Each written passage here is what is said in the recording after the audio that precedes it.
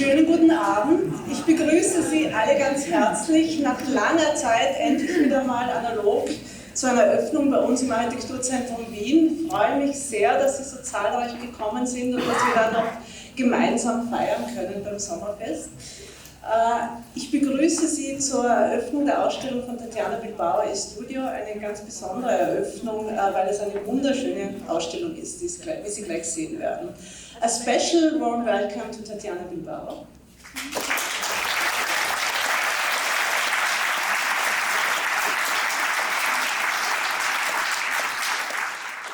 And the many members of her team who are also here tonight. As she is always saying, it's the work of a team.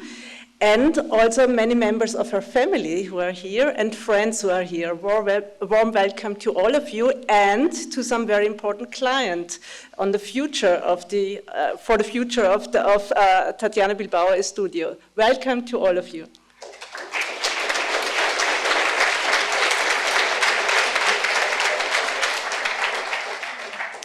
I would also like to give a warm welcome to the ambassador of the United States of Mexico, His Excellency Luis Javier Campuzano Pina. Hope it was almost all right.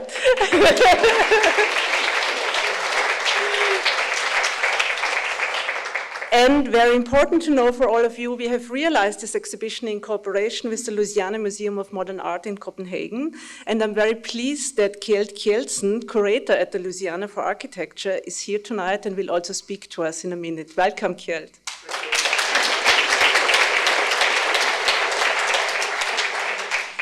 Afterwards, Tatiana will present her work in a short lecture. The exhibition we are opening today is really the first time giving a comprehensive insight into the work of Tatiana Bilbao Estudio in Austria. It shows about 25 projects, and for me, this office is really an outstanding representative of a new generation and of a new ethics in architecture, an ethics which I like to call an ethics of coexistence. But let me start briefly, I will talk about that later, what I mean by that, but let me start briefly by introducing Tatiana, and I will now switch to German, as both of them, the main protagonists tonight, or the three of them, also the ambassador, of course, and Tatiana and Kjeld, they understand pretty well German, and the rest, I think most of you also does, so I will switch to German now. Tatiana Bilbao hat ihr gleichnamiges Büro 2004 in Mexico City eröffnet mit dem Ziel, Zitat, gesellschaftliche und soziale Werte, Zusammenarbeit und sensible Gestaltungsansätze in die architektonische Arbeit einzubringen. Vor der Gründung ihres eigenen Büros war sie Konsulentin des Amtes für Entwicklung und Wohnbau von Mexiko-Stadt und auch Mitglied des Beirats für Stadtentwicklung. Tatiana unterrichtet aktuell an der Yale School of Architecture. Sie hat eigentlich an allen wichtigen Architekturschulen international unterrichtet, vor allem in den USA, aber nicht nur, an der Harvard Graduate School for Design, auch an der AA in London, an der Rice University in Houston, an der Columbia in New York, aber auch in Chile oder auch in Düsseldorf an der Peter-Behrens-Schule.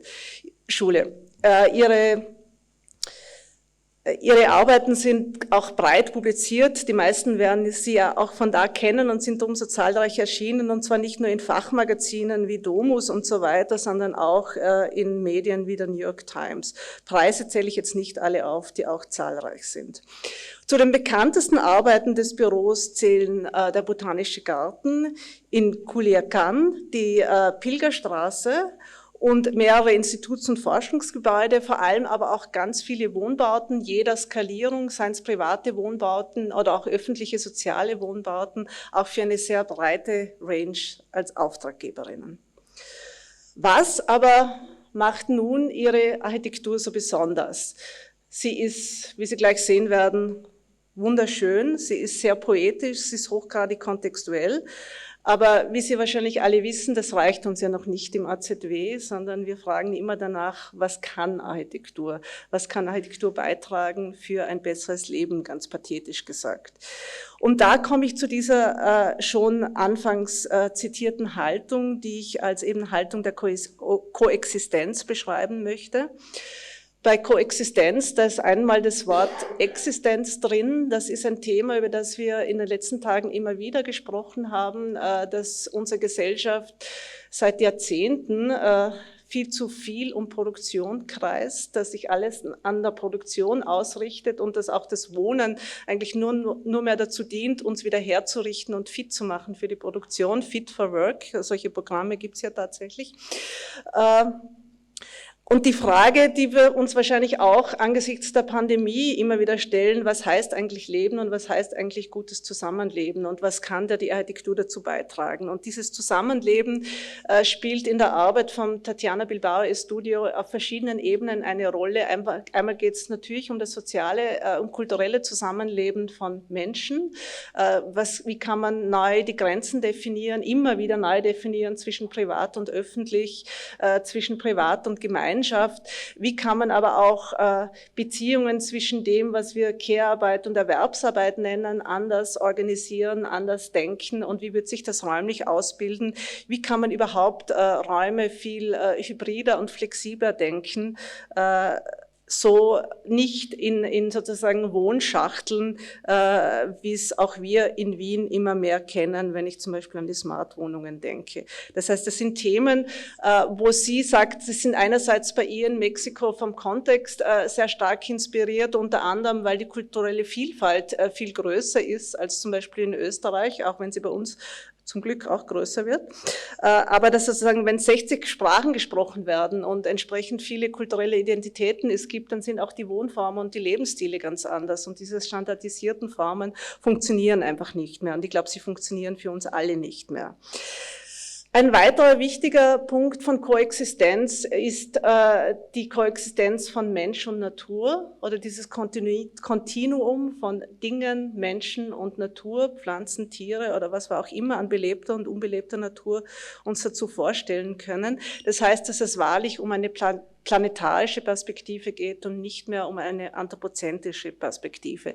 In vielen Projekten wird es bei ihr ganz deutlich, der Botanische Garten ist sicher beispielhaft für das, aber auch ein Meeresforschungszentrum, ein neues Projekt, das gerade im Fertigwerden ist im Golf von Kalifornien, das ich besonders liebe, wo die Architektur es darauf anlegt, von der Lagune immer wieder überflutet zu werden, von der Natur überwuchert zu werden und wo zuerst die Natur sich das Gebäude aneignet, bevor dann die Menschen kommen.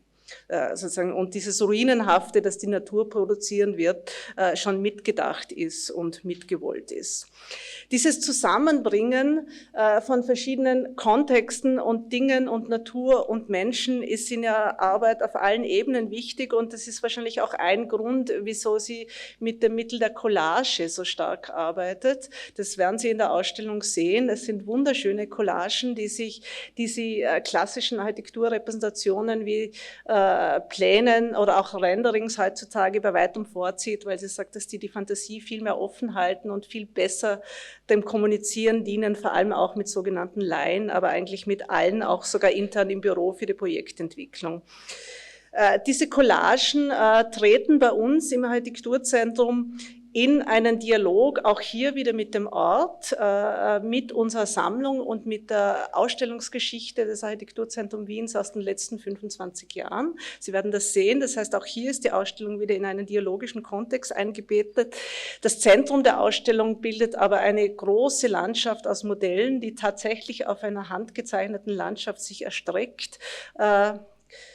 Dieses Handgemachte hat uns durchaus auch herausgefordert in der Produktion dieser Ausstellung, ist aber schlussendlich wahnsinnig schön geworden. Und es gibt dann noch dieses Element der Kabinette dazu, wo man wirklich sehr intuitiv, sehr haptisch, sehr materiell sich den Projekten nähern kann, wo man sich sozusagen die Genese spüren kann, die Kontexte, die Prozesse spüren kann, wo es aber immer eine Möglichkeit gibt, auch in die Schubladen zu schauen und sich dann auch mehr analytische Informationen anzueignen. Das heißt, die Ausstellung bietet ganz viele verschiedene Einstiegsebenen. Und Sie haben schon gesehen im Hof, es gibt auch diese 1:1 Derivate, die sich ableiten aus verschiedenen Projekten und die auch ihren sehr poetischen Umgang mit ganz alltäglichen Materialien, standardisierten Materialien wie Hohlblockziegel oder Dachziegel und so weiter zeigen, was man da sozusagen draus machen kann. Ja, die Ausstellung ist wirklich wunderschön geworden. Ich hoffe, sie inspiriert Sie, so wie mich. And I'm tremendously happy that we are able to open this exhibition today, and would like to thank at least some of the many people who have made this possible. First, again, thank you to Tatiana and your whole team, especially Aisha Ghosh, but also Alba Cortés and Juan Pablo and Sebastian Vizcaino, or something like that. And a special thanks goes to Ivan Bahn, who is also here, who contributed some wonderful photographs, always wonderful photographs, but we have really many of them in this exhibition. Hier at AZW, im AZW richtet sich mein Riesendank an Katharina Ritter, die Kuratorin und Programmkoordinatorin im Haus ist und die hier als Projektleiterin tätig war und wirklich ihre ganze Erfahrung ausgespielt hat. Es gab einige Herausforderungen, sage ich mal, in den letzten Wochen, die sie alle gemeistert hat, gemeinsam mit Aisha vor allem. Danken möchte ich auch explizit unserer Sammlungsleiterin Monika Platzer, die diesen Dialog mit den Collagen von Tatiana Bilbao sozusagen getragen hat und mit Materialien aus unserer Sammlung gespeist hat. Weiters dem ganzen Team der Werkstatt, diesmal unter der Leitung von Philipp Aschenberger und allen beteiligten Handwerkern. Es ist eine sehr handwerkliche Ausstellung. Ganz besonderen Dank gilt den 3 Zeichnerinnen, Katharina Reisenberger, Rüdiger Reisenberger und Leander Zillich. Und wie immer natürlich dem ganzen Team des AZWs, das ja in allen Abteilungen Hand in Hand für so etwas arbeitet und ganz besonders unserer Geschäftsführerin Karin Lux. Ein besonderer Dank gilt auch Lene Benz und Didi Neubart. Die haben lange getüftelt, unter Bedingungen wie diesen ein Sommerfest endlich wieder mal möglich zu machen. Es ist ein bisschen anders als sonst, aber ich glaube, wir werden es uns schon fein machen und ich freue mich schon sehr, wenn ich mit Ihnen, euch allen anstoßen kann. Mein Dank gilt wie immer auch allen Unterstützern und Unterstützerinnen des AZW, den öffentlichen Fördergebern Stadt Wien und Bund Kunstsektion, der Architecture Lounge und allen anderen Partnerinnen, den Projektsponsoren, die in der Ausstellung alle auch noch im Detail aufgelistet sind. And my special thank goes again to the Louisiana Museum and to Kjeld for a really smooth and really friendly, extremely friendly cooperation. And with this in mind, I will now hand over to Kjeld to explain the genesis of this project at the Louisiana. Und Ihnen wünsche ich allen einen erkenntnisreichen Abend und eine schöne Party. Danke sehr, and Kjeld, the stage is yours.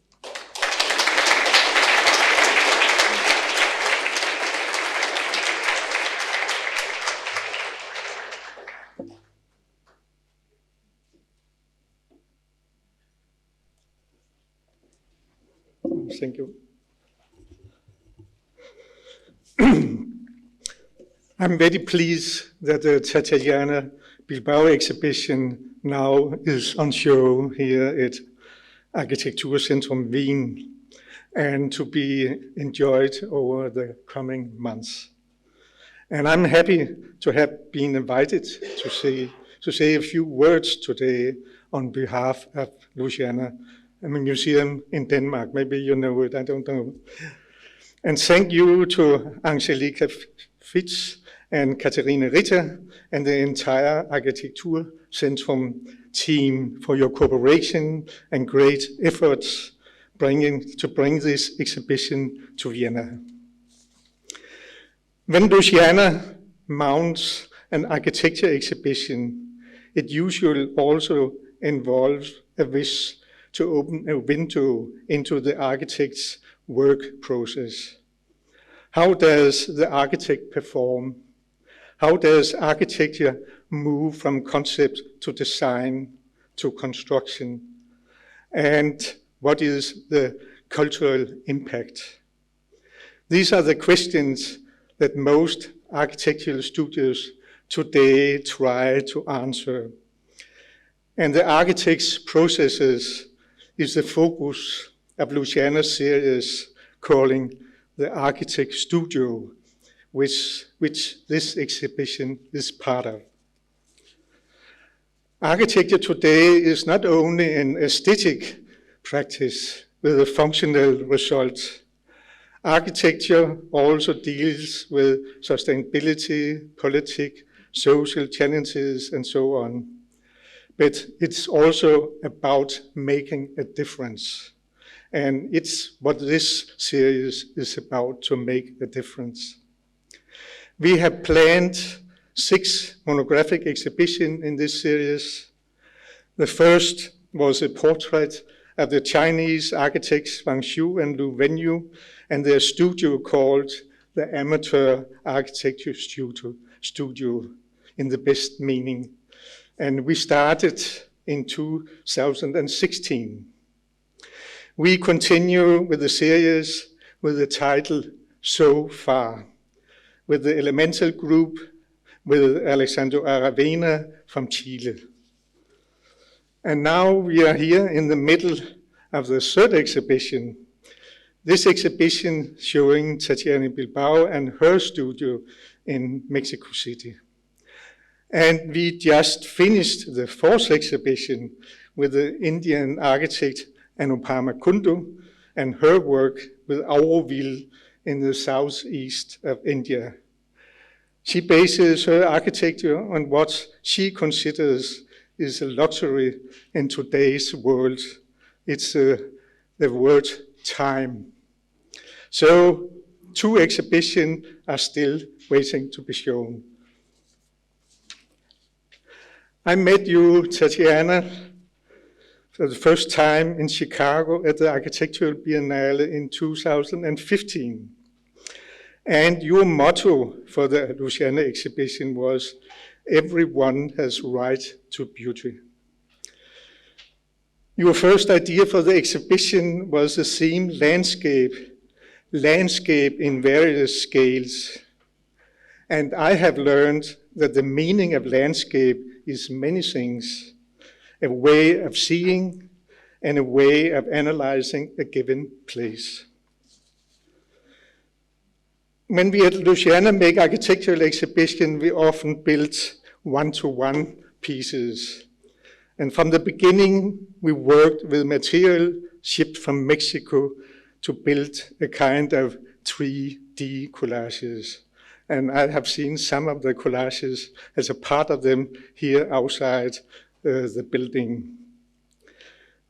And when we are talking about your use of material, I had the privilege to stay in one of your houses, one made by stamped earths from the surroundings of the house.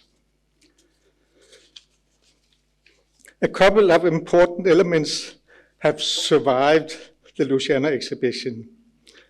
We made a big catalog, the contribution of Nikolai Oskuros, maybe you can explain his name, and Hilary Sample and Ruben Gallo, and with photos of Ivan Barn.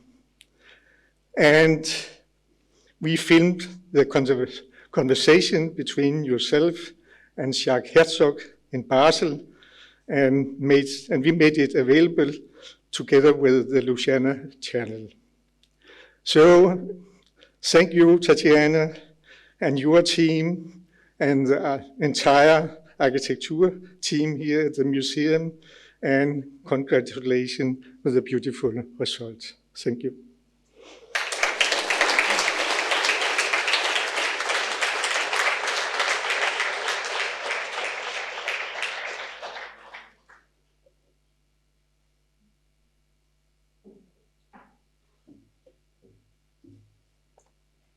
Thank you very much. Good evening to everyone.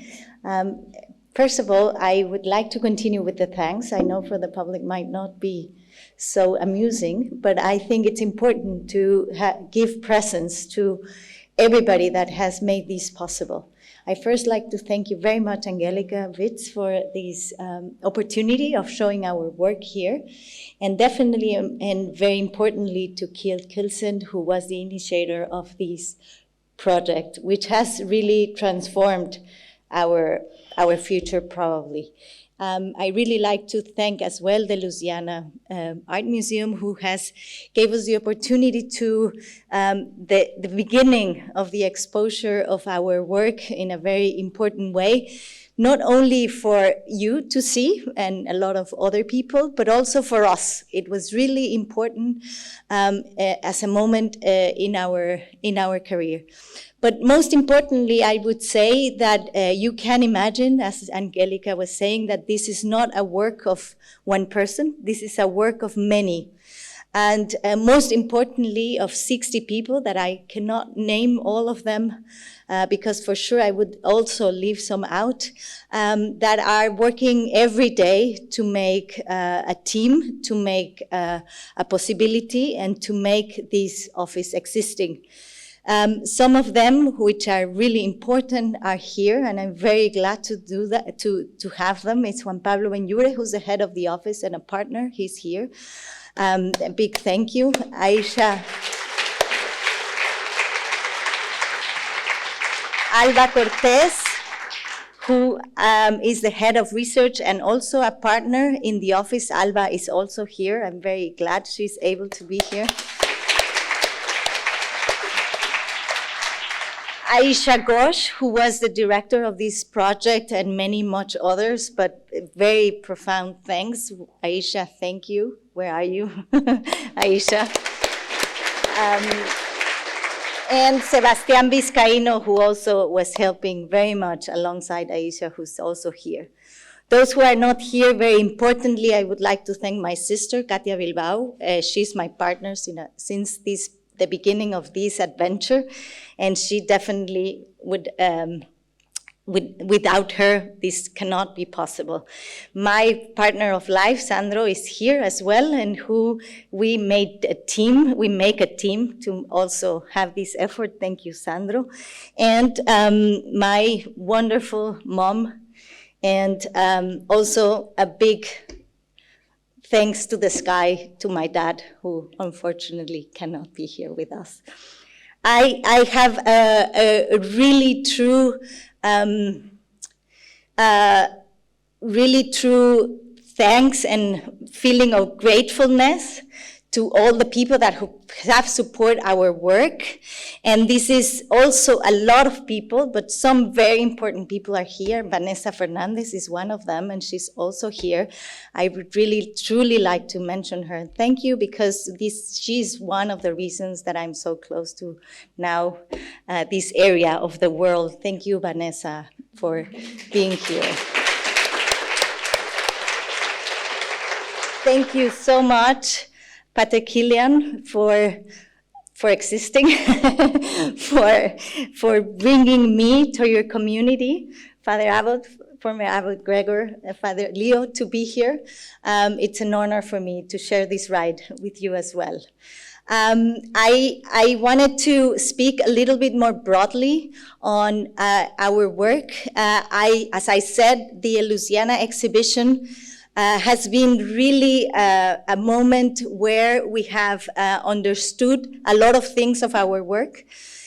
And I'm missing a big, important extension of the credits to those we have been teaming up to make the architecture possible.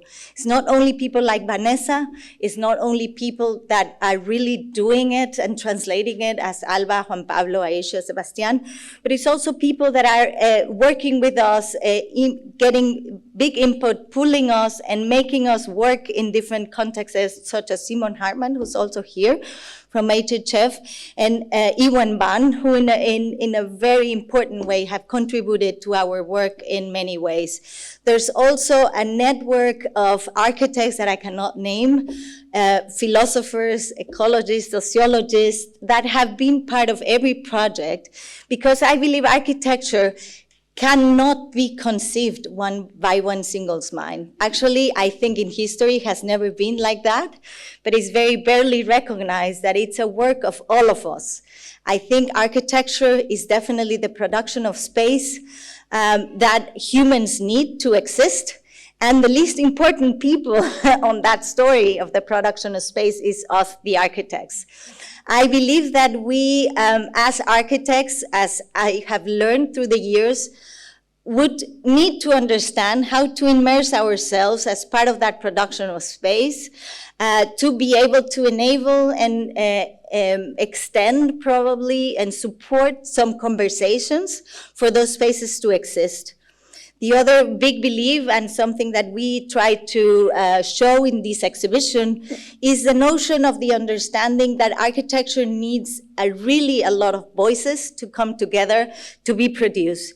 Those voices not only come from the stories of people that inhabit them, but also come from those stories of the place, of the landscape, of the economy, of the politics, of the social, cultural, and different aspects of them compassing. One of the things that I have learned through this process, and actually through the revision of the whole work, is that I have always hesitated with the fact that we speak of nature as something else.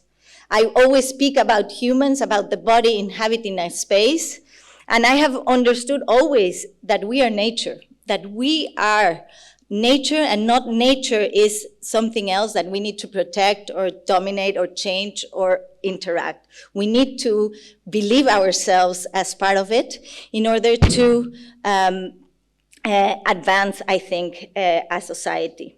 One of the most important learnings through the process of working in the monastery, I have to say, it's been the understanding of the importance of the care of our body in order to support our existence. The relationship between the body and the space embedded in a monastery is one of the most important things to support the physical existence of it in order to allow the spiritual existence to happen. I think that learning and that understanding, we have forgotten in our society how to do it, and cities are alienating more and more the possibility of the existence on it. I've been trying through several projects to research how to create those circles of possibilities, of relationships of the body in the space, to bring back a little bit the opportunity of the human to create their own rituals on it. Cities have are being built in a lot of dichotomies on blacks and whites, on privates and publics, on collective and individual, on institutional and private. And I believe that more and more we need to go to the grays. We need to understand what are those grays, and I try to operate on those grays. What are those grays for me? Are those spaces that enable possibilities of relationships that are neither private nor public, institutional nor private, abstract or completely concrete. I believe that spaces should enable that, and I hope that in the search for it, we can understand how to at least enable those. We've been working in this garden in Culiacan for 16 years right now. Culiacan is a city in the northwest coast of Mexico, who is a city very well known for its bad reputation because it has a lot of drug dealer problems, but it embedded in it, it's an incredibly rich culture, specifically urban culture of citizens that really love their own city. They have lost public spaces, but never the botanical garden. The botanical garden exists since 40 years, and we started working 16 years ago, trying to understand how to interact in an existing, very successful place. One of the things I thought when I arrived, because I was very young, I was just out of school, and I heard very recently an architect, Izaskun Chinchilla, saying that she studied architecture in the Pleistocene. I believe so the same. When I arrived, I thought that this place was incredibly disorganized. I needed to find an order for this place because it was done in a very intuitive way. It was not planned by an architect or by anyone nearby, even not a botanicist. So I was very nervous with it. And then I realized that the garden, not by myself, it was a work of many people in the garden making me see the notion that it didn't needed more planning. It was completely, perfectly planned by the intuition of the people who had really conceived. And what we did is we tried to understand an order in which we could insert, and especially much more, insert the new necessary spaces for reinforcing the possibility of the social connections in the garden. So it's not a garden only for knowledge, for the transmission of knowledge. It's a garden also a very important social place for encounter, for recreation, for even political stance. And we really tried to do very small interventions to expose very big topics. For example, this one is the irrigation system of the garden is done in a very analog way. It's done by gravity, and nobody knew how the irrigation was happening. So the garden is hyperlush in a very harsh context, and we thought it was very important to make it, to reveal that notion. We made different small interventions in areas where the people could not access, to have reading spaces, but also putting hammocks in a place. Those types of interventions were along the artists' interventions who were invited to create different spaces here. And what we really liked when we started seeing all these interventions is that the artists were really provoking an interest on art that would not have happened if this would have been in a museum. I have to say that one of the most important learnings of this project was when we understood that by doing this operation, which we never intended to do, we were introducing art, contemporary art, to a society that had never had so much contact with art in their daily lives, with no type of art, in a very everyday way. This really changed the way I have seen things. We have always learned that if you do a museum in a city, then you can really introduce art, create knowledge, produce a lot of interesting possibilities for the society there. Well, in Culiacan, this would not have happened if it wouldn't have been in a place where people would feel comfortable to dialogue with art.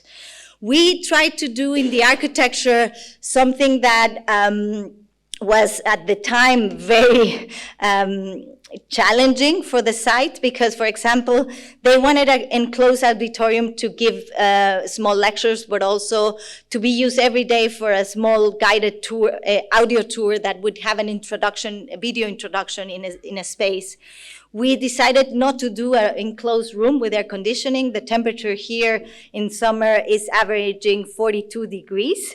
And we said we wanted to do an open auditorium, an open forum that would introduce people to the garden. Obviously, the first confrontation was, no, this is impossible. You cannot sit there for 7 minutes and watch a video. But I said, well, if you're going to walk for 3 hours in the garden, you might just sit there for 7 minutes and start enjoying what the garden has to offer. If it's hot, it's hot. If it's raining, it's raining. It will rain, you will get wet. But you will always realize you are inside of a botanical garden. Pieces like this very big sky room by James Turrell were introduced in the garden. So art that was never in dialogue with the society was introduced, and the response has been amazing. People are immersed in discussions and are mobilizing different discourses because of the art that has been involved. We have done different types of very small pavilions that have really tried to diversify the use and fragmented it through the garden to explore the possibilities of it, but also to allow you always and remind you always that you are in a botanical garden. As I said, these buildings have their own function, so they're reduced to a very specific function. This is a workshop for kids. Then there is the auditorium. Then there is the bathroom in a separate building. Yes, and if you are near the auditorium, you need to go to the bathroom. If it's raining, you get wet. But if there's a bird, you hear it singing. We use the same strategy always. We fragmented the programs. We created small footprints in the garden. But also we started to invade a little bit spaces that were not discovered in the garden. This is the north entrance. We created a strategy of also fragmenting the program there. So one building is dedicated only to the offices, the other one to the shop and the ticket office, with umbrellas that frame the entrance. We have kind of extended these strategies through the years, but definitely our way of approaching architecture and geometry, which I'm not going to go in, has changed. And we have then evolved into the architecture, but not into the general strategy of fragmenting the spaces. This is a building for a little herbarium, a laboratorium, storage, more service area for the garden. And what I think it's also a general strategy is using one material for the complex of buildings that would be everything that responds to the structural definition, the aesthetical definition, the thermic definition, and it becomes everything. So in the first cases where I showed it was a concrete, in this case is a concrete block. And many of you would say, what about concrete? Concrete is a very problematic material right now. Culiacan, as I said, the average temperature for 4 months is 42 degrees, and the rest of the year is pretty high, it's 30. There's no wood in Mexico. There's no hardwood in Mexico. There's really no way of having the possibility of constructing anything that could control temperature to a comfortable degree without using artificial methods than concrete. So I think that this is to say that there are, for me, no general solutions. And this, I think, is one of the most important things you can see in the exhibition, that our projects deal with its own specific conditions. If we are, as in society, and especially with globalization, standardizing, using statistics for creating, using standard way of drawing, standard ways of thinking, but we are not standards. Every single human in this planet is completely different, and I believe we need to find a way to introduce the notion of doing things for collectives that allow the possibility of each person to be represented, first of all, and secondly, to exist, to find their own path, to create their own existence. I think that one other notion that is very present in the garden is the topic about the possibility of us imagining us finally as part of nature. We are part of nature, we're nature creatures, but we see ourselves, and the discourse is often nature is dying, we are killing nature, we are nature. How can we embed that in our discourse? We have trying to go further to understand how architecture does that. I think this project is a little bit, obviously has a lot of contradictions, but I believe that this is a start of the search of it. We were commissioned to do the thinking on how to design this space, which is a central area in Mazatlan. It's a town near Culiacan, in the same state of the Botanical Garden. And Mazatlan is a tourist town, basically, that had for years this lagoon, that is a natural regulating lagoon of the hydrological natural system, and obviously cannot be built on. So it has been relegated, the pressure, the densification pressure has come to make this as short and wide as possible.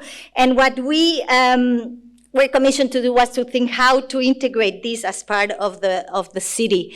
We created a possibility of the coexistence of everything. So the regulating lagoon that comes up and down, and the use of it by people. So there are paths that are that have different uses depending on the year. Some of them who are in water, some of them who are never on water, and some of them who are sometimes in water and sometimes without.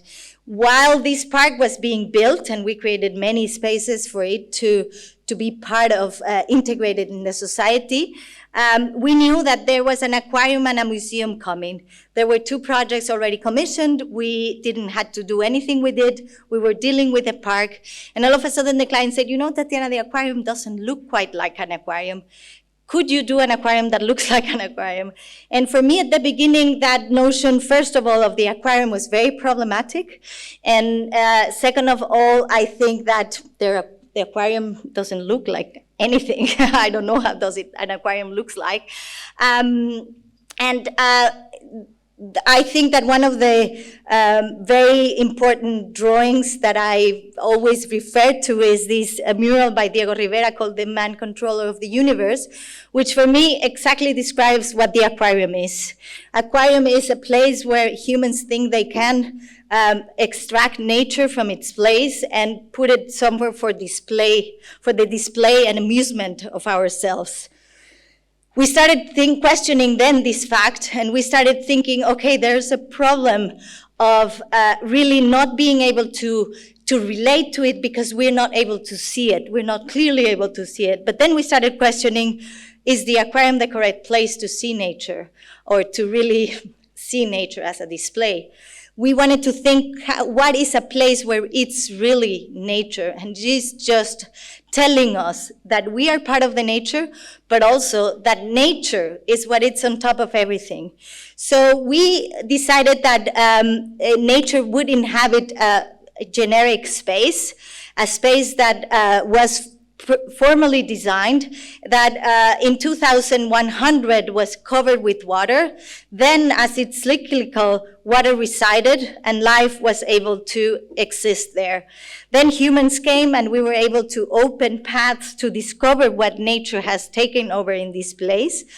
And as a fact of relating with ruins, I understand that the story created behind here is totally fantastical, but I like to really think that nature will take over this place, hopefully very soon. This is under construction, and will allow us to understand that not only nature dominates, but that we humans are part of that nature that inhabits this space.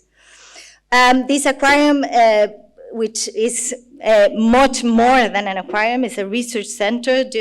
Actually, all the conception of the program was done by an institution called OceanWise, who protects the oceans in Canada. And I think that one of the most important things is that it has really an extension of becoming one of the most important places for the research of the flora and fauna of the Sea of Cortez, which is right away, and it's one of the most diverse areas in the world. This is under construction, and hopefully we very soon see how nature really takes its place. I believe that one of the most important topics and pressing topics of today is really understanding how we will exist in this planet. And it's not only speaking and mostly speaking about the nature of us as community. And therefore, in the core of the office, it's always the domestic question is a research topic that has been following us for all its life.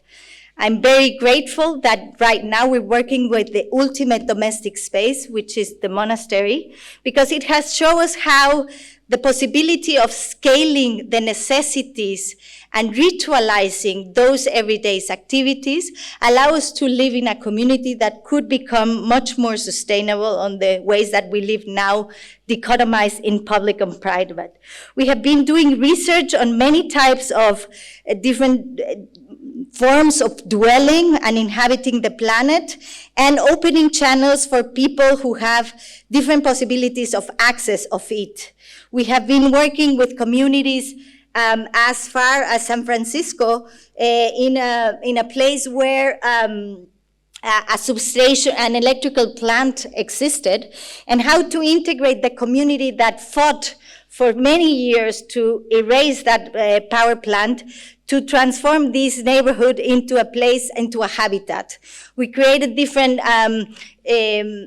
design tools that were based on existing possibilities, and that you can enjoy in the exhibition, and hopefully you can understand, that had allowed us to understand different possibilities of relationships. I think this is one of the most important things why we make collages.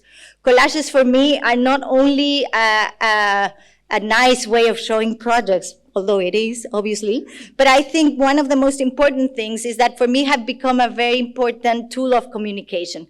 A collage allows multiple interpretations. definitely nobody sees one collage the same way as the other. Not only that, and creates controversies, of course, create possibilities of the mind to imagine things that are completely different from what one has to do. And that is what conversations do, that's what books do, that's what music do, that's what art do, and this is what I think architecture should do, not only in its representation, but in its formal expression. It has to allow everyone in. One of the aspects of collage is also that it's not finite, it's not definite, it's not a determined image. It's something that evolves through thought and something that can accept many more things. It's infinite. It could not be ever finished, but it can always be completely finished. So we use it as a process. We use it as a form of representing our projects. But I would like to think that our architecture is exactly that. One of the projects that I think is very representative of our work is this house, Los Terrenos, which in the beginning allows us to think how to make a house that is really rooted in the existence of these forests, but at the same time, as for the wishes of the person who inhabits here, is really even protecting the house, a house that protects her from the forest. We created this space, this house that is embedded in the landscape. It's divided, actually. It's really forcing you to live in the landscape for many reasons. But it's also protecting you in a way that reflects the landscape from outside, but also invites the landscape from outside, inside in many ways. The house has three different structures. One that is more the public space, the space of the communal space, the space to share, which is the place where the kitchen and the living and the living space are. It has also a big terrace to the exterior, and another volume that it compasses of the bedrooms, which are also enjoying of a different possibility of a material definition. Materials, as you can also see, are also a very important part of our process, and I believe that all the definitions that I have very briefly explain on how the process of the thought behind a project comes, are really giving us some hints on what are the materials that we need to use, what are the possibilities of expression, of identity, of representation, of the ground, of the land, of the physical structure, and many other things that allow these projects to be represented physically. I think that with much more, I would like to thank you very much, and I would like you to enjoy the exhibition, and hopefully you can get more insights to our work. Thank you very much.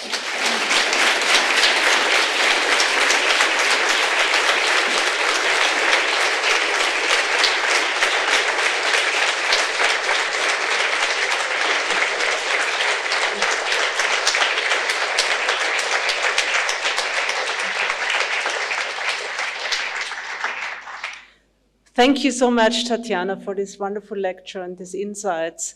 I would now like to invite the ambassador of Mexico to formally inaugurate the exhibition.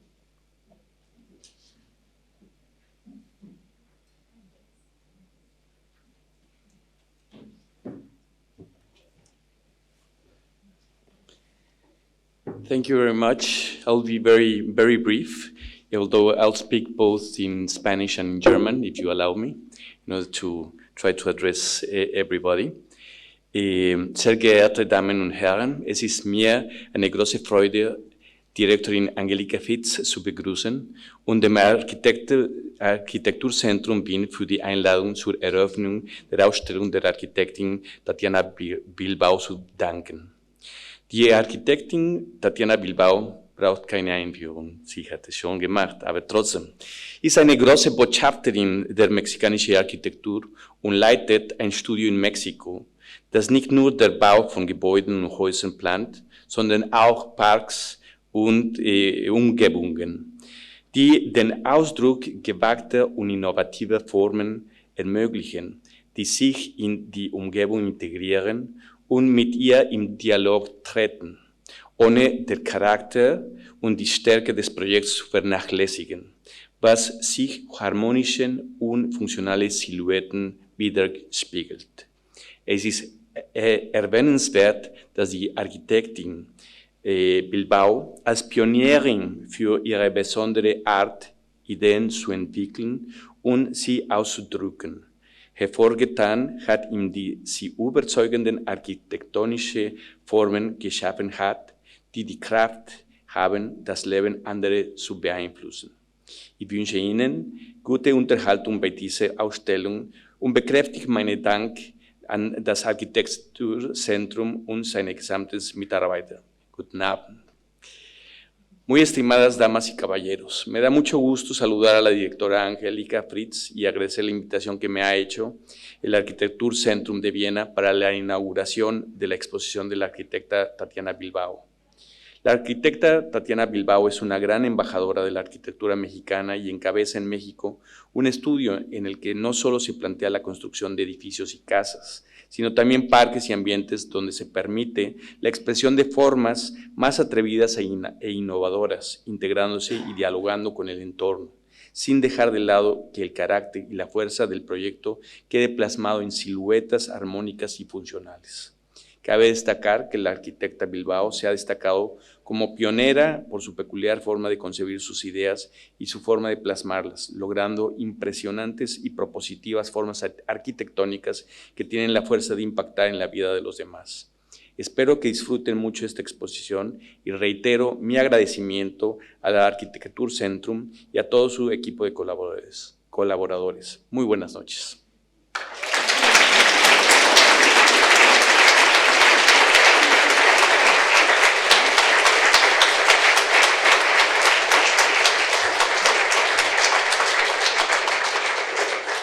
Muchas gracias. Thanks a lot. And I would also like to continue with something that Tatiana missed out, and she asked me to add that to thank to Aeromexico, because they brought over many of the team members, and we are very glad that they can be here. Now this official part is over, and I hope you all enjoy the exhibition. Maybe not everyone at the same time, but we have enough to drink.